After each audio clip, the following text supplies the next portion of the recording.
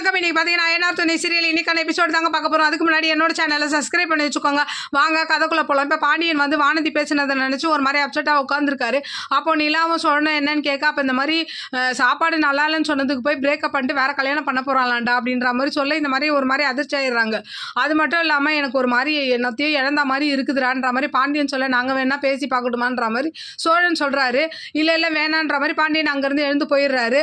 அடுத்த சீன் பார்த்தீங்கன்னா சேரன் என்ன பண்ணுறாரு, சந்தா கிட்ட ஃபோன் பண்ணி பேசுகிறத பல்லவன் அங்கேருந்து பார்த்துட்டு எல்லாரையும் கூப்பிட்டு வச்சு காமிச்சு ஒரு மாதிரி கிண்டல் பண்ணிக்கிட்டு இருக்காரு. அடுத்த சீன் பார்த்தீங்கன்னா என்ன ஆகுது, வானதி கிட்ட பேசலாம்னு சொல்லிட்டு சோழனும் நீலாவும் ஒரு காஃபி ஷாப்புக்கு வராங்க.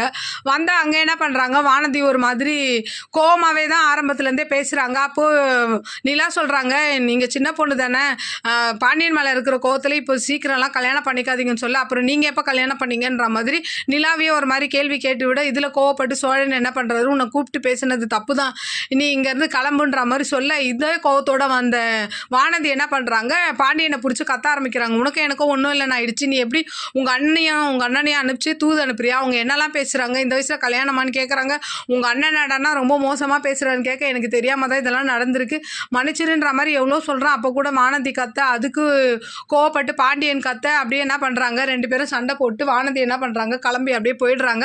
அப்படியே இன்றைக்கான எபிசோடு முடியுது. பார்க்கலாம் நாளைக்கு என்ன நடக்குதுன்னு பார்த்துட்டு நான் உங்களுக்கு ரிவ்யூ கொடுக்குறேன். என்னோட சேனல் பிடிச்சிருந்தா லைக் பண்ணுங்கள், ஷேர் பண்ணுங்கள், கமெண்ட் பண்ணுங்கள். என்னோட சேனலை சப்ஸ்கிரைப் பண்ணி சப்போர்ட் பண்ணுங்கள். நன்றி, வணக்கம், பாய்.